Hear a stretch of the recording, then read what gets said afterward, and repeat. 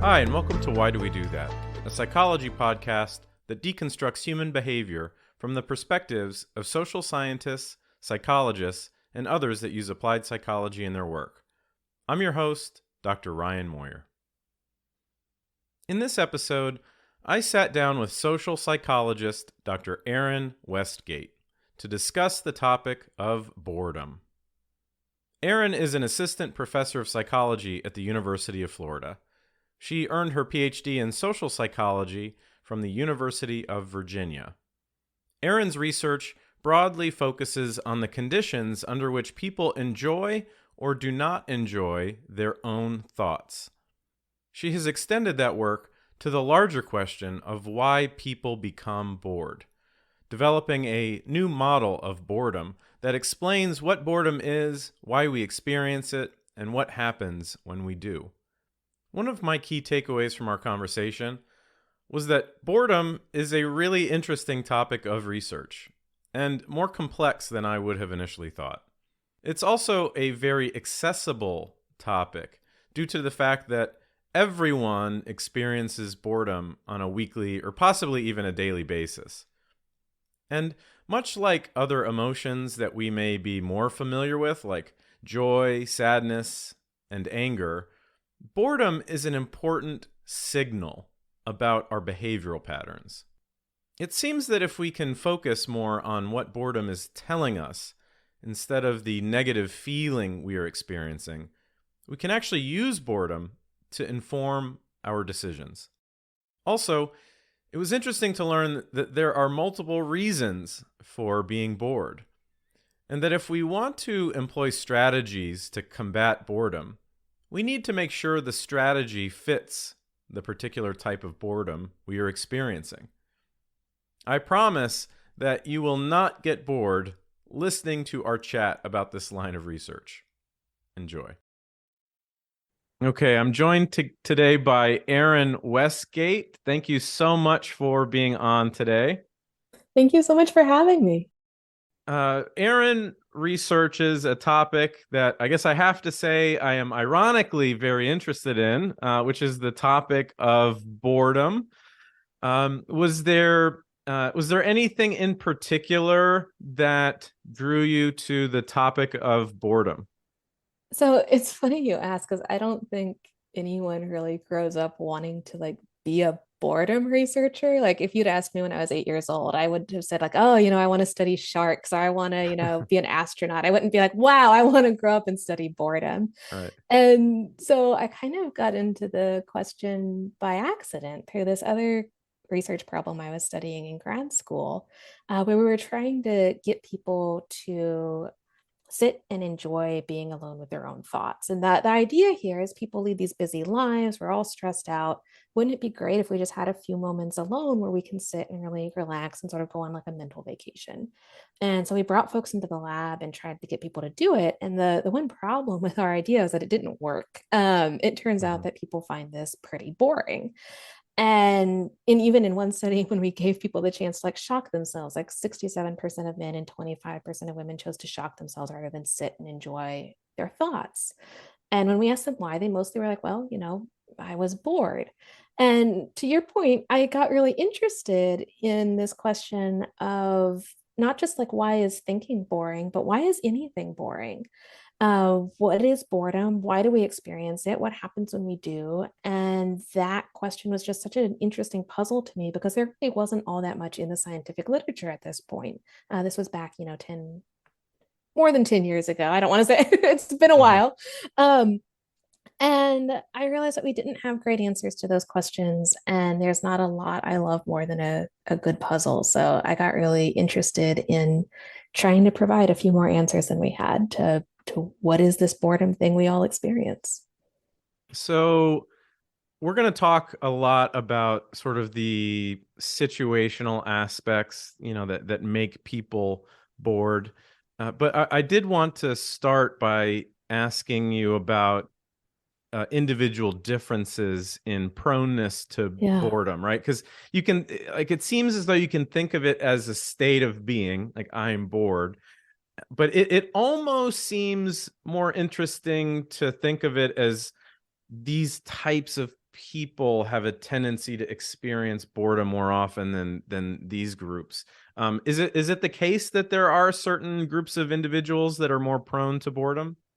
It is. There is something called boredom proneness. Surprise is the name of the measure, which is basically the tendency for some people to be bored more easily or more often than others. And, I'm sure I know I have friends who are like this. You probably have friends who are like this. You might be this person who, whatever it is, it's just, they can't sit still very long. They get bored easily. They're bored all the time, whatever it is. And there are some really great researchers and research being done on that question of why some people sort of experience boredom in a way that is kind of different than the rest of us. I've mostly been interested almost in the opposite question of like, yeah, absolutely, there are people that get bored more often, more easily than others. But sort of selfishly, why do I get bored? Why do you get bored? Why do all of us experience boredom at times? And I do think the questions are linked because the things that are causing boredom in you or me are probably also what's causing boredom in those people who experience it more often or more easily. It's probably just ramped up in those people to some extent. So they're different questions, but they have at their core some of the same answers, I would hazard. So in your work, you draw this distinction that seems like a relatively new insight, that boredom can be attributed to attention and also meaning. Why is this distinction important? Well, something I like to say is that we can get bored for different reasons, and that matters because what we do when we're bored really depends on why we're bored to begin with. If you're bored because you're doing something that's just too hard, you're not going to fix it by doing something that's meaningful if it's still going to be over challenging to you. That you sort of have to understand. I always liken it to diseases. I always use this analogy before COVID, and now everyone gets it. That I'm like, if you have the cold, the treatment for that is going to be different than if you have the flu or if you have COVID. Right. As the case may be, that understanding, even if symptoms are similar, understanding what the causes of those symptoms are is going to help you ultimately not just sort of suppress those symptoms temporarily, like we can all take pain relievers, but if you really want the disease to go away, you have to address its core root causes. And that I think is why it's really important, even for folks who have no interest really scientifically in boredom, to understand what's causing it, because we all get bored, and knowing a little bit more about why is going to give us a better handle on how to address it when we do get bored and what we can do about it. And your point about meaning and attention is really interesting because our model's probably the first that brought them together, but people have been saying for years, for decades, especially in the case of attention, that boredom happens really reliably when people have too little going on. So some of the early boredom research, for instance, looked at air traffic controllers. Mhm. And air traffic control is a really interesting job because there's definitely moments of really high stress. There's also moments when you're just sitting there and absolutely nothing is happening for hours. And what they were finding as air traffic control was sort of coming online in the 50s, 60s, as like sort of commercial aviation is starting up, is that air traffic controllers would get bored and then they'd stop paying attention to what's happening, and then you'd have plane crashes. And so there Right. was a really, really vivid interest in these sort of attentional roots of boredom going back, half a century. And it's just much more recently that people have sort of brought in the point like, yes, you can be bored because something is too easy, but you can also be bored because something is too hard, because that sort of paradoxically also makes it hard for us to pay attention, sustain attention in what we're doing.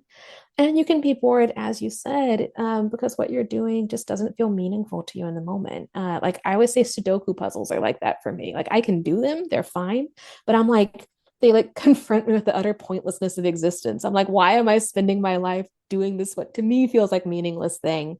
And as a Mhm. result, I find them really boring, even though I have lots of friends that love them, because boredom is really this sort of signal to us of whether what you're doing in the moment is a good use of your time. And it's a way of sort of prompting you to maybe switch things up, do something differently, or do something different when maybe it's not the best use of your time at the moment. I think we can all sort of uh, make sense of the classic views of boring activities, kind of menial, rote, sort of repetitive type of activities that don't engage a lot of thinking. Um, But it was interesting to hear in your work to read a little bit about these high arousal Yeah. cases of boredom or boredom with tasks that are too difficult. Could you talk about those types of activities in a little bit more detail? Yeah, so this really goes back to a question about boredom, which has been there implicitly in the scientific literature for decades, which is if boredom is about being unable to pay attention, our colleagues in cognitive psychology know a ton about attention. And what they find is that we're able to establish and maintain attention on what we're doing when our cognitive resources, so your energy level, your skills, sort of everything you bring to the table, when that lines up with the cognitive demands that are being placed on you. And one way that those can be sort of a mismatch is sort of that classic boredom case where the demands are lower than your current resources. So, you're turning pegs on a table. In one study, we actually have people do like simple addition. Like we had them add like 1 plus 1 or one Mhm. plus two for like 20 minutes. This is way, way, way below most of our like cognitive resources. Right. It's hard to pay attention. We find it boring. But the other place, theoretically, where we should find boredom, if our cognitive psych colleagues are correct, and they are wonderful, so I'm sure they are, is that we can also experience problems orienting and maintaining attention when cognitive demands exceed the resources we have available. And so this is sort of the case of overstimulation or, just when something is too hard or too challenging for you. And again, the reason is that you don't have that match, that you really want them to be at the same level. And too little or too much demand is both a problem for attention. And we know this from the attention literature. This has been known for decades. What had been established is that this can also mean that you can be, if boredom is really about a failure of attention, that does mean theoretically you should be able to feel bored when something is too hard. And so we went to look for it and see if that was actually the case, that theoretically this should be there. Do we actually see evidence for it empirically? And when we bring folks into the lab, we find that we do, that when we give people this sort of air traffic control task and we ask them, how was that? Was that just right for you? Was it too easy? Was it too hard? People are least bored when it's just right. And they are most bored when it's either way too easy or way too hard for them personally. And when we take difficult tasks that we know are kind of too challenging for people and we make them easier, people find them less boring as a result as well. Uh, Which means that what we're really doing, again, is you're taking those demands and you're just pulling them down to the level that people are at. And you're making it, that sort of like Goldilocks fit is really what it is. I always say this is too small, this one's too big, this one's just right. That boredom right. is about finding that just right moment. And I suspect most of us in our lives probably have more instances of things that are too easy than are too hard. And so those too easy cases might be more salient. Um, but at least in my personal life, when I think about things that are too hard, so I'm not a cognitive psychologist, I'm not a neuroscientist, and I will sometimes, be sitting in a talk and they're throwing up like brain scans and talking about, this like part of the central something something part of the brain, and I'm just like, okay, yeah, whatever, sure. Like this is not what I study. It's sort of above my or Mhm. too many numbers in a talk is something I joke about. Like, oh, that was all interesting. And then they just started talking about numbers all the time. And I think we can all relate to this from school. I think most of us have been in a class at some point where the level that we're being taught at just sort of is like, I don't get this. Like, I don't understand what's going on. And when that happens, we see disengagement and we see boredom that we sort of mentally check out. And part of that mental checkout is that feeling of being bored in the process. And so it's less Interesting. common, I think, in everyday life, but it is certainly still very possible and plausible. And we see it at work too, that you can be bored at work due to both under challenge as well as sort of being chronically asked to do too much as well. So these kind of cases of the task is too difficult.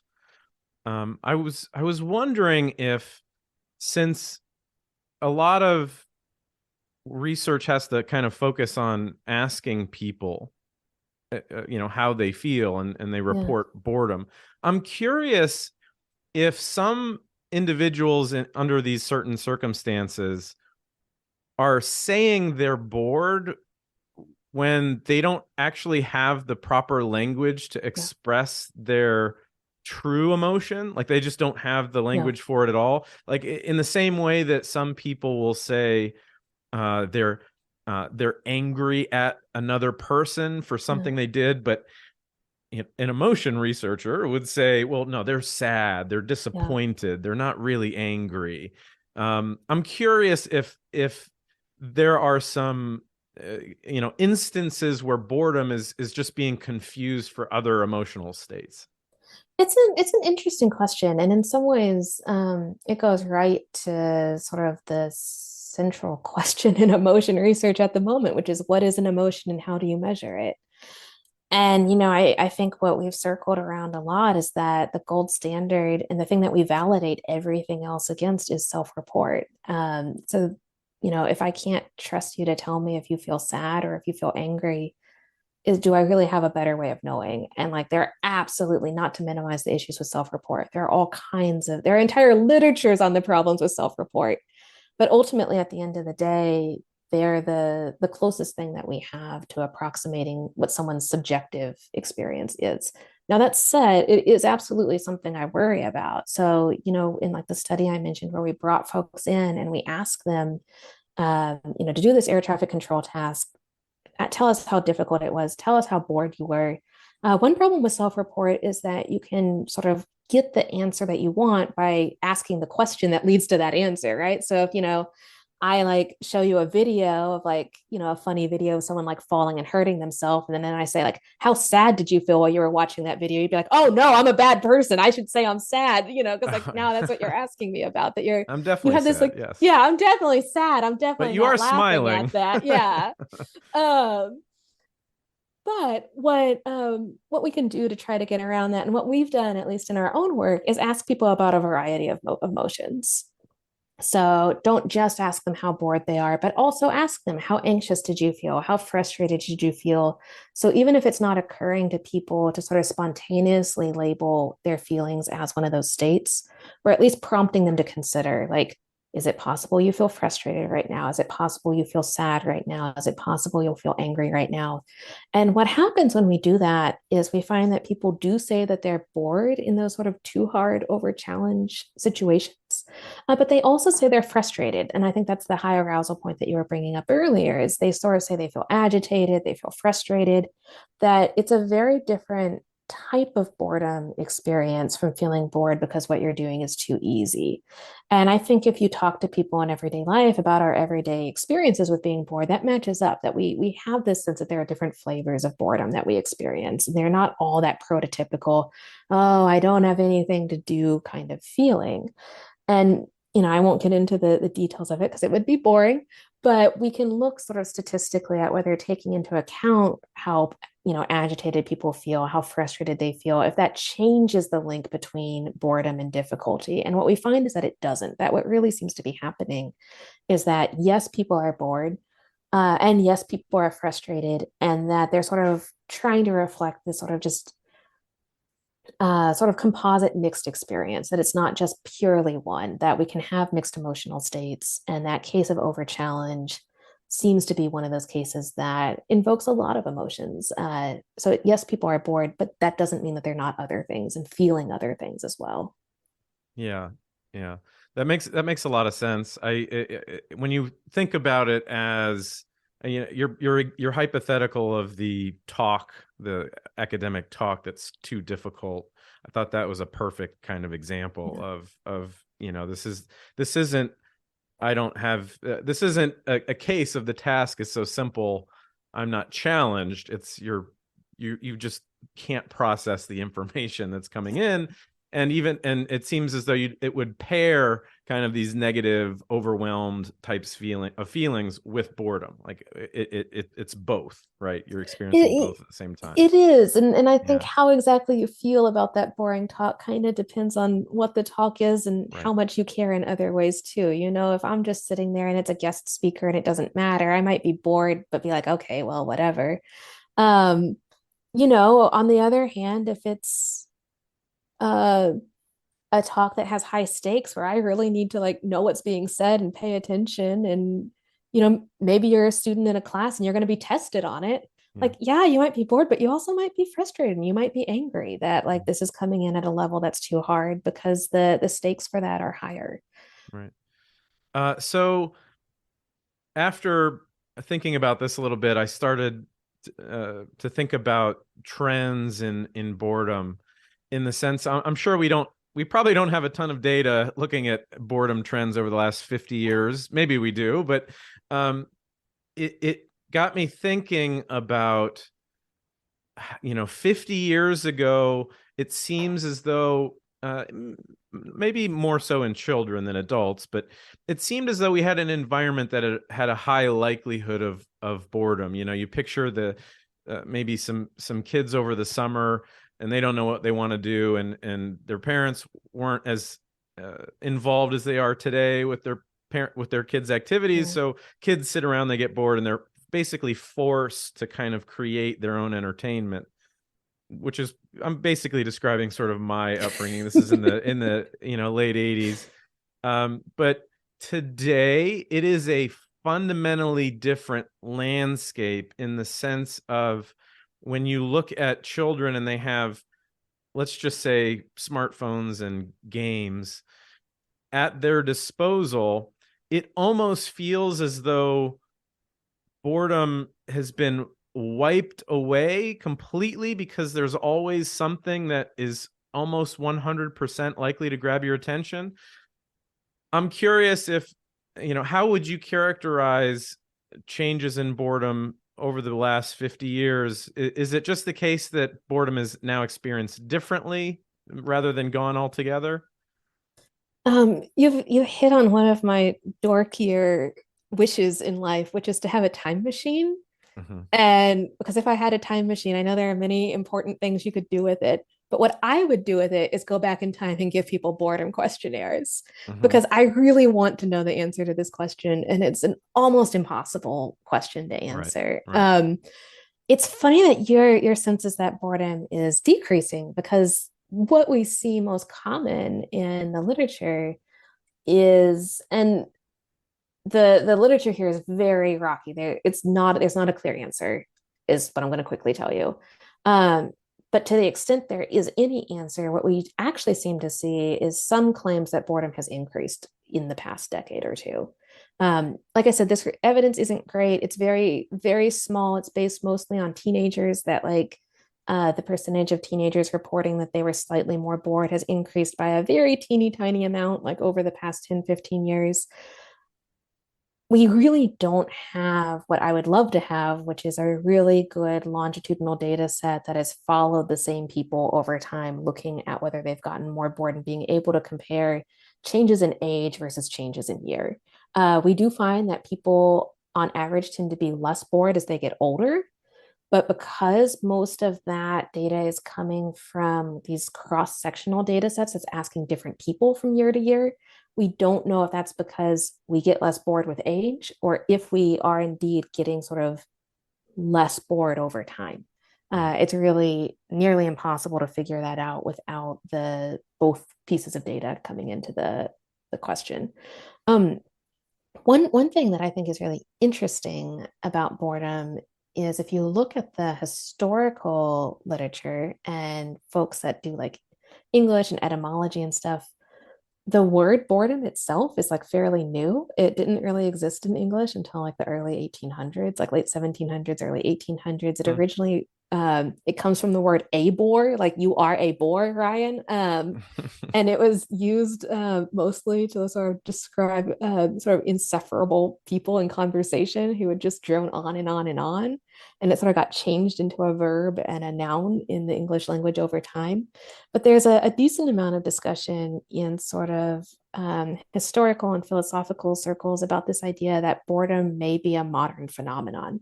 That it may be the case that, 50 years ago, maybe we were more bored. But if you go back 500 years ago, did people really have, time to be bored when they were worried about life or death or putting food on the table?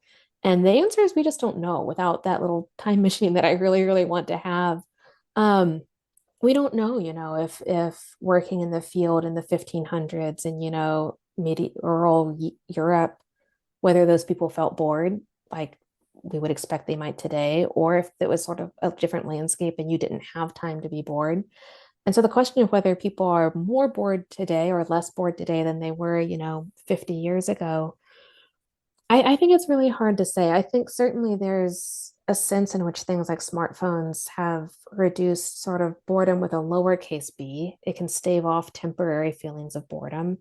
But I don't know that it reduces that sort of capital B boredom where you sort of wake up in the middle of the night and, sort of that more existential kind of like, yeah, like in the moment I've been putting this off, but it's still there. And, going back to our earlier point about really getting at the root causes of boredom, there are ways that you can stop feeling bored that will work temporarily as long as you keep them up, but aren't really permanent solutions. And so that boredom's going to keep popping up. So it's really hard to compare. And Well, I would love especially to know. because, yeah, especially because, you drew the distinction between attention and meaning. I can see with the amount of technological distractions we have, you might see, you know, less boredom in the sense that there are lots of distractions and things that grab your attention and engage your attention. But if you can also theoretically, if you get caught up in all of these short-term solutions, you might not, you may begin to feel bored because of a lack of meaning, perhaps. Yeah. And Yeah. we don't have evidence for it yet, but this is actually something that my lab is looking at right now. And I always go sort of the junk food hypothesis. Like, is it possible that things like smartphones are kind of like junk food, and that, if you're hungry, junk food is great in the moment, but like you're gonna be even more hungry and it's not nutritious in the long run, that you can't sustain a junk food diet.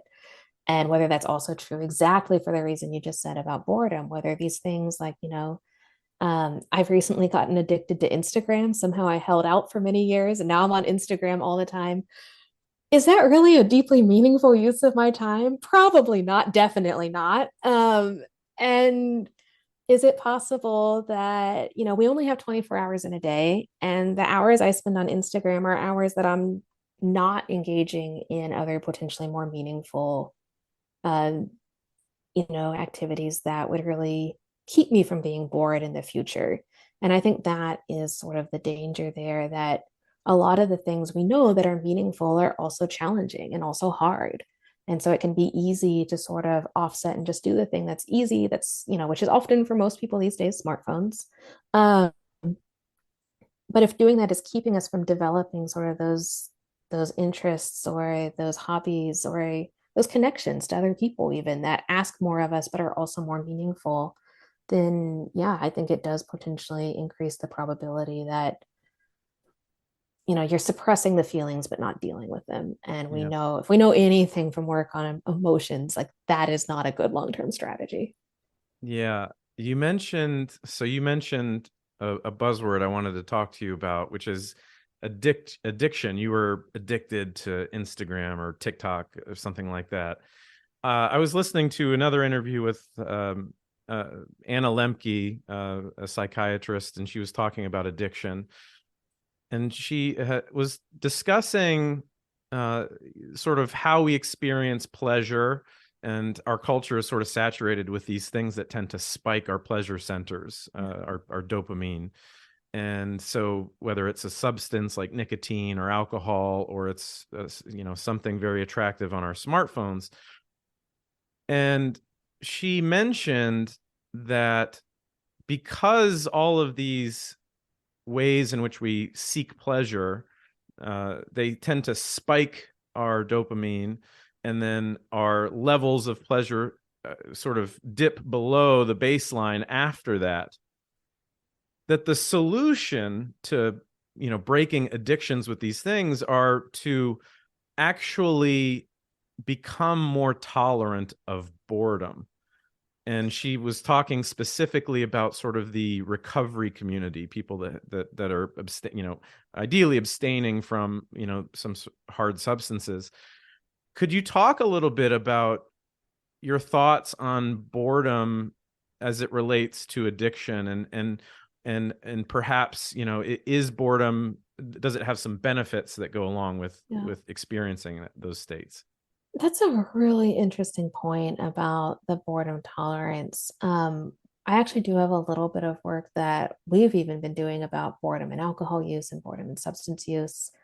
And there are links. I think what's been really tricky is figuring out to what extent is boredom causing these behaviors? To what extent is anticipation of boredom causing these behaviors? And I think that's where her point comes in, really. It's like, if you may or may not be right, but if you think that just sitting and watching TV is going to be boring and you don't want to feel that way, and you think that, drinking is going to prevent you from feeling bored, you don't actually have to have the case that this is actually boring or that alcohol actually even prevents boredom. If you just have that set of beliefs, you are going to be more likely to drink to prevent this emotional state that you don't want to experience. And for that reason, because there's all this sort of convoluted like expectations, it's been really hard to unravel empirically how they're clearly related, but how they're related in this sort of causal chain has been harder to unravel. I do think it's an important question, and I'll talk a little. So this isn't published work, so bear that in mind. But we have this really interesting set of data in the lab that it's not about substance use, but I think it's related. So I'm going to come back to that. What we find is there's this very, very widespread finding in general that the wealthier you are and the richer you are, the less likely you are to say that you're bored if I like text you during everyday life. Like if you're super rich and I text you and I say, how bored are you right now? On average, you're going to say you're less bored than someone who is less wealthy. So in general, wealthier, richer people tend to be less bored. That's well known.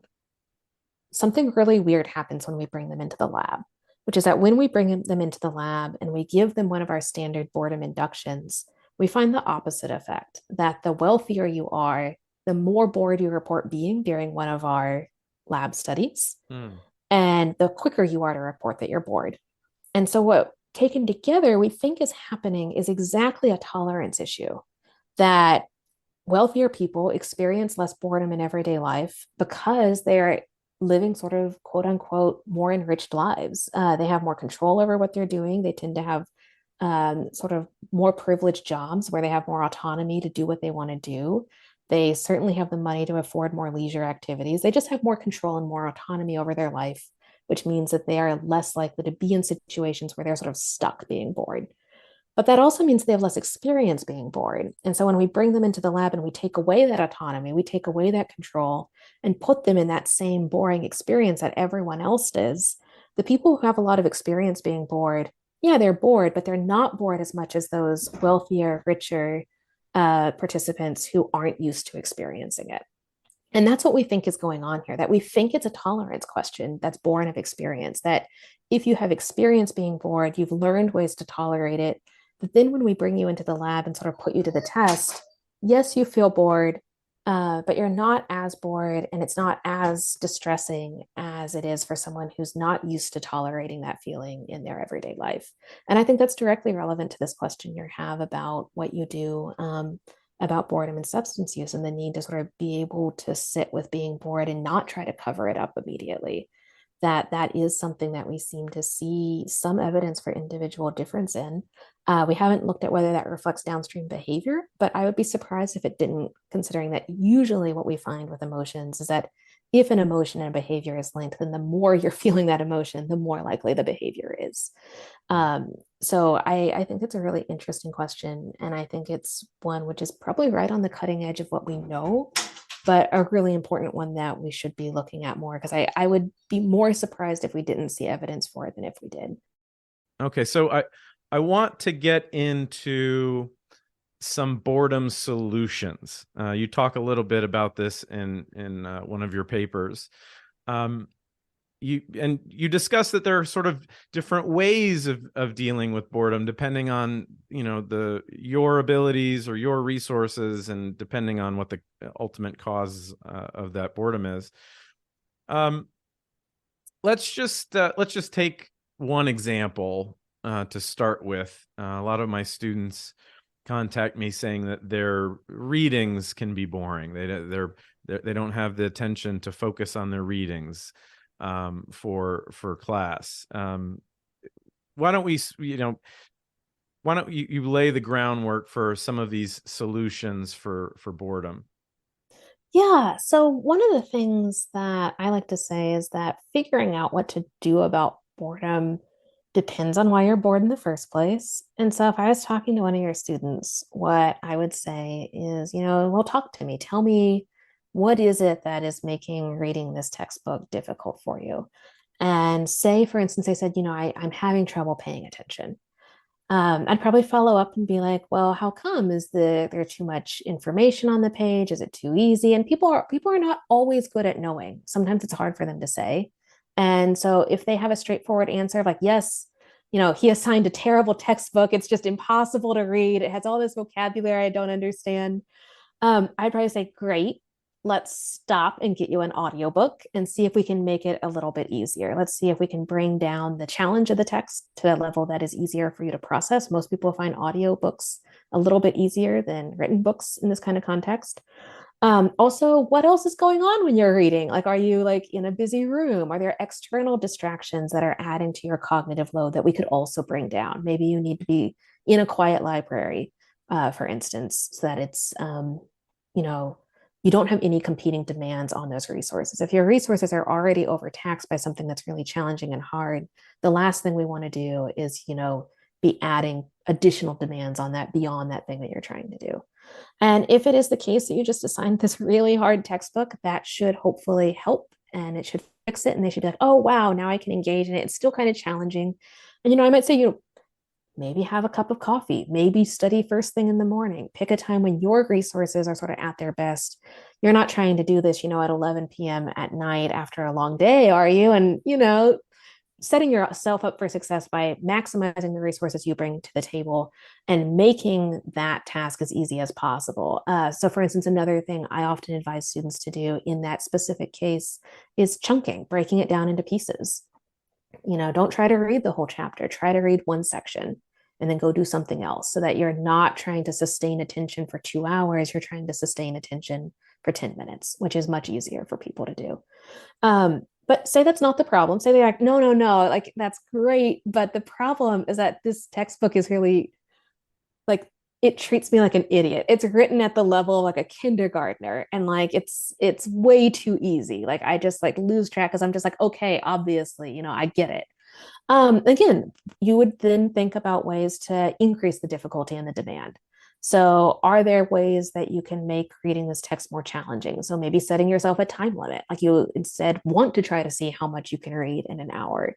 You maybe want to add some more external demands on your attention. People do this all the time with household chores, just spontaneously. People put on music, they call a friend, they do things that add additional sources of stimulation to this overly easy task. So in that case, if it is that the book is too easy, I'd be surprised, but it can be the case. Maybe they already took this class in high school and they're sort of going over it again. And they're like, I already know all this, Right. so I'm not being challenged. Finding ways to either build in challenge to what you're doing by adding sort of these little sort of challenges for yourself or adding additional distractions or even something, again, you could use something like an audiobook and speed it up to 3 times so that you're really having to pay attention Mm. to, basically making it harder for yourself. And video games have this idea down pat. Video games are almost all designed to scale at that really sweet spot where it's just hard enough to be challenging, but not so hard that it's too hard for you. Um, so if the problem is attention, great. We can modify your resources. We can modify your demands. I, I probably shouldn't say this, but anecdotally, sometimes when I've talked to graduate students and some faculty about, this sort of too easy condition, some of them go like, oh, is that why sometimes I like drink while I'm grading? And I'm like, oh my God, don't tell me that. Sure. But Oh, but I'm bringing my resources down. I was like, yes, yes, no, I get it. I get it. But like, it's just wow. creative multitasking. I think Yes, that's the technical term is creative multitasking. Yeah. but like people do this. People kind of intuitively, because boredom's a feedback mechanism. You do things and you become less bored, and then you kind of learn like, wow, that Yeah. kind of works to reduce my boredom. Yeah. People do some kind of like zany things sometimes to not be bored. Um, So so do you think it's possible to manufacture interest in an activity? It's something I yeah, have been thinking about a lot. I'm very, very skeptical of this idea. I was listening to an interview with William Shatner, and he was talking about how he's just he looks at objects and they fascinate him. They immediately pique his curiosity. He's like, look, the window, it's, I mean, this is a hard substance that you can see through. And he has this sort of inherent curiosity that I definitely try to foster and cultivate, but I feel like it's night and day compared to somebody who is sort of already, has the ability to be interested in just about anything. So what are your thoughts on that strategy when you're doing activities that when you have a high likelihood of experiencing boredom? I love that you bring that up because I think it really is a question ultimately about meaning. So, we were just talking about ways that you can sort of scale difficulty and stuff up and down, but it may be the case that you're looking at that window and you're like, oh my God, I don't want to look at this window for an hour. Or, you're a student looking at this textbook and you don't have any trouble reading it. You just don't want to because you don't care about the class. We've all been there. And I think ultimately that's a question of, is there a way to imbue meaning in a thing that you're doing if it's not kind of for you naturally already there? And it's hard. I think there are things you can do to help. I don't want to make the claim, and I wouldn't make the claim that you can go from like 0 to 100 interest in something by rethinking it. One thing that we know does help from some research that Chris Holman and others have done at the University of Virginia is finding ways to make a topic more personally meaningful. And by personally meaningful here, I mean sort of selfishly, is there a way to take this thing you don't care about, like chemistry or physics or a glass window, and think about things that you do care about? So maybe it's auto repair. And can you find ways to link those two things together? So, oh, like actually, glass is really important for auto repair because like glass breaks and I need to understand the structure of glass, and like finding ways to build that link in a way. And this is what makes it tricky, is that in a way that it's genuine to you, where you genuinely sort of like buy the argument that you're making. Like, oh, I do need to understand physics to understand this other thing. And I always call this sort of the selfish solution to boredom, because you're essentially trying to find something in this thing that you don't find interesting and selfishly find a way that it relates to you. And when it does, we find that meaningful, because what we generally find is that we experience things as meaningful when we feel that they're sort of furthering us along the way to a valued goal that we have. And that means that you have to have something that you care about, and you have to care about it a lot, and you have to feel that this thing is sort of relevant to that. And one way we can do that, like I said, is by sort of selfishly finding links between things that I do care about and finding creative ways that feel genuine and authentic to ourselves to link it to these things that we don't care about. I actually think this happens all the time in the context of relationships. That how many of us have had the experience of like not caring at all about some band or some topic, and then you start dating someone who is really into that, and like all of a sudden you're like, oh, like actually this is kind of interesting. And a little bit of it is performative, but I think a little bit of it is also genuine, because this thing you don't care about is now suddenly linked to this thing or this person that you do care about. You've found a way to make it sort of personally relevant and personally meaningful. The other approach to this that is really interesting is actually work on interest specifically by Paul Sylvia, who makes the case that sometimes things don't have meaning to us because we literally don't have the sort of cognitive framework for them to literally be meaningful. So he has these beautiful studies where you read this poem and the poem is absolute nonsense. It's not this really abstract modern poem. You have people read this, you're like, how interesting was it? People are like, it wasn't. And like, how boring was it? And like, it was really boring. And what he finds is that if you give people some clues beforehand, so in one case, it's actually about like this shark that's like murdering sailors like at sea. If you're like, actually, before you read this poem, there's something you need to know. It's about a shark and it's killing people. What he finds is that if you go into that poem with that context, it literally is giving a meaning to what you're experiencing. Right. And so what used to just sort of be these sort of like random abstract words that don't make any sense, you're like, oh, this is actually a riveting story about like the death of all the sailors on the Indianapolis. And that context and that narrative framework and that meaning makes it much more interesting. And I think that can come into play, especially in cases where, I gave the example earlier of being in like an academic talk that is boring to me because it's too high level. Um, it may be the case, and it probably is, that to my colleagues who do that work, and that it's actually really meaningful, that what seems like a bunch of numbers to me is actually really interesting data that's telling them something new about the brain and the way the brain works. And that without that framework behind it, it's just noise. And they're seeing signal there where I'm seeing noise. And so, in a really broad way, I think education and knowing about the world, and specifically knowing about the things that you find boring, can ironically make them more interesting. I tell this story sometimes where when I was in college, I visited the Florida Keys with my dad. And we were in this like bookshop and this like tourist thing.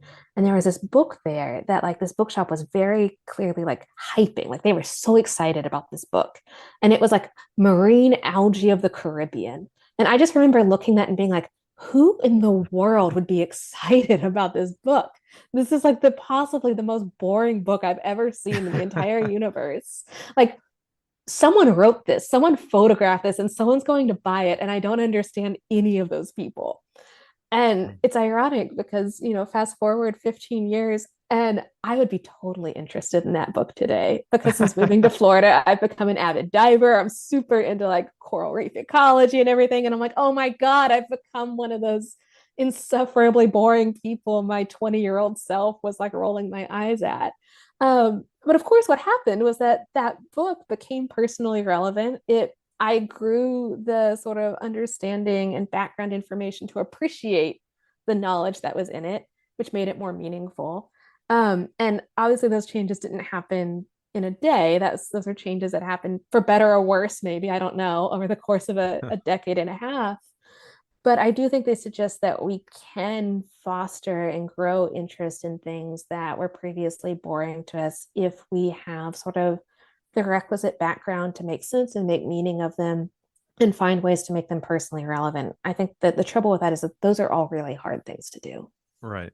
Right. Yeah, I agree. It does seem sort of like an uphill battle, and sort of, having thought about this topic, I think I've sort of settled on the fact that it's one of these things that are possible, but would require a lot of time and sort of fostering of curiosity over and over and over again before you can kind of settle down into a state where you can dial it in for new It, tasks and things like that. Yeah. it is. And I think one thing I'll put in a plug for you and me here. I think this is actually a point where teachers excel. I think this is like one of the things that we all try to do in our pedagogy and in our teaching is essentially persuade students that what we're teaching them is interesting. And a lot of the things that we do, the examples we give, the sort of cultural tie-ins we attempt to use, they're all really ways of trying to have this ongoing sort of persuasion with our students that like,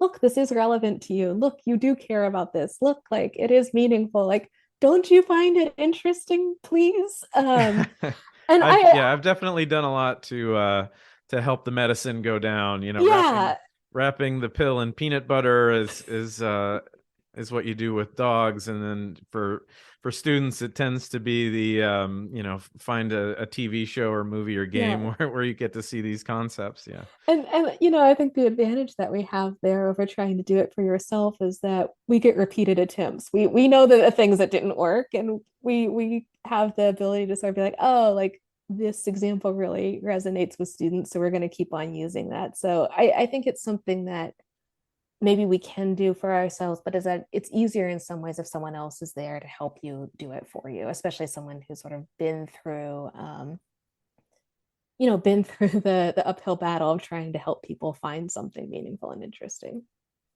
So we've talked about a lot of different scenarios with boredom, specifically related to tasks. You're doing boring tasks. You're in a boring situation. To close, How about the boredom that you experience when you just don't have anything to Yeah. do, right? So the I've finished work, I'm on the couch boredom, right? Some of your work you talk about activities that are good to switch to if you're bored, to try when you're bored, and also how sometimes when you feel bored and you don't have anything to do, it can lead you down negative paths. So how about we talk to close? We end on some strategies for when you have this open schedule in front of you and you feel sort of choice paralysis. You don't know what to do. Yeah. That's a really interesting question because I think it gets to I think that's where the point about boredom being partly about meaning becomes really important because there are lots of, if it was just about attention, there are lots of things that you could just pick up and do. Like, oh, this is a good fit for my resources. Um, the problem of the sitting on the couch boredom, which resonates with me, I was the queen of this as a child. Mom, I'm bored. Like, no, I don't want to do that. I don't want, just rejecting the whole list of activities. I think it's really a question of knowing what you want and knowing what you want to do and sitting there and not having anything seem immediately a yes to that question of like, yes, I want to do that. And if you think about what meaning is in the context of boredom, we defined it earlier as this state of doing something that aligns with your valued goals. And I think that's really hard when sometimes you just don't really have any goals. Or you have goals, but you don't care about them. Like, yeah, of course I want to do well at work, but like what level of caring? Maybe a 1 out of 10, like it's, and so I think that's where boredom becomes a really interesting existential question because I think it is a little bit of feedback if we take it seriously. It's saying like, okay, what does it mean that I don't even know what I want enough for something? I don't think in that case it's a case of just going down the list of finding something that resonates. I think the problem is larger than that. I think it's that we don't always have a clearly identified goal structure and set of values and direction, I think is one way to think about it. That if you don't know where you want to go, it's really hard to get anywhere. And that's not easy. That's people go to therapy for that. That's like that's a big, it's sort of that is kind of the big question. Like what is the point and why am I here and what do I want to do with this time that I have? And that can be a lot when it's 5 o'clock and you just got home from work and you don't know, you just want to be done for the moment. Well, I can safely say this was a very interesting discussion. I'm glad that you took the time to come on and to discuss this topic. Thank you so much, Erin Westgate. Thank you so much for having me.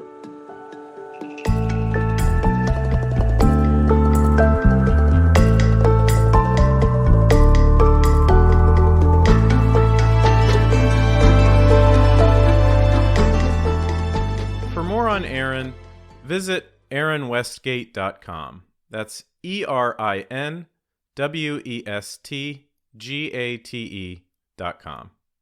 If you enjoy this podcast, please share an episode with 2 of your friends. Follow the Why Do We Do That Facebook page for updates and additional content. Don't forget to rate and write a review on Apple Podcasts. Follow on Instagram at Why Do We Do That Podcast or Twitter at WDWDTpod. As always, feel free to email me with comments or guest suggestions at whydowethatpodcast@gmail.com. Until next time, this is Dr. Ryan Moyer, hoping you found some answers to the question, why do we do that?